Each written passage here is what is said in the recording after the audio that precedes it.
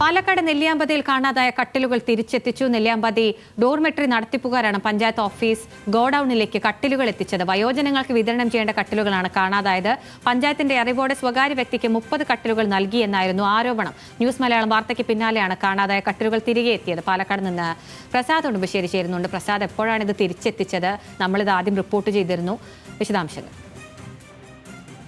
അഖില, നമ്മൾ വാർത്ത നൽകിയതിന് തൊട്ട് പിന്നാലെയാണ് ഇവിടുത്തെ കട്ടിലുകൾ 30 കട്ടിലും 2 അലമാരയും പഞ്ചായത്തിലേക്ക് തന്നെ എത്തിച്ചിട്ടുള്ളത്.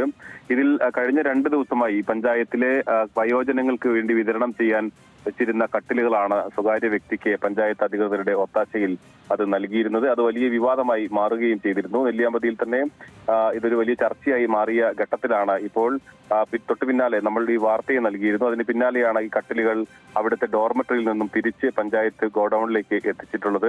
ഇതിൽ പഞ്ചായത്തിലെ സെക്രട്ടറി ഉൾപ്പെടെയുള്ള ആളുകൾക്ക് ഈ കട്ടിൽ നഷ്ടപ്പെട്ടതുമായി ബന്ധപ്പെട്ടുകൊണ്ട് പരാതി നൽകാൻ തയ്യാറായിരുന്നില്ല. ഇവർ ആദ്യം പോലീസ് സ്റ്റേഷനിൽ പോയതിനു ശേഷം പരാതി നൽകാതെ പിൻവാങ്ങുകയാണ് ഉണ്ടായിട്ടുള്ളത്. ഇത് രാഷ്ട്രീയ സമ്മർദ്ദമാണ് അത്തരത്തിൽ പരാതി നൽകാതെ മടങ്ങിയത് എന്നുള്ളതാണ് ആരോപണം ഉയർന്നിട്ടുള്ളത്.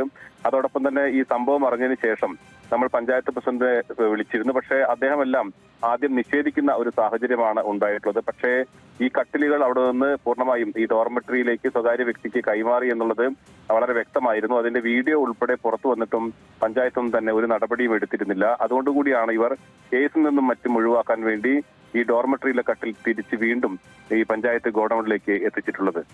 ശരി, പ്രസാദ് ഉടുമ്പശ്ശേരിയാണ് വിവരങ്ങൾ നൽകിയത്.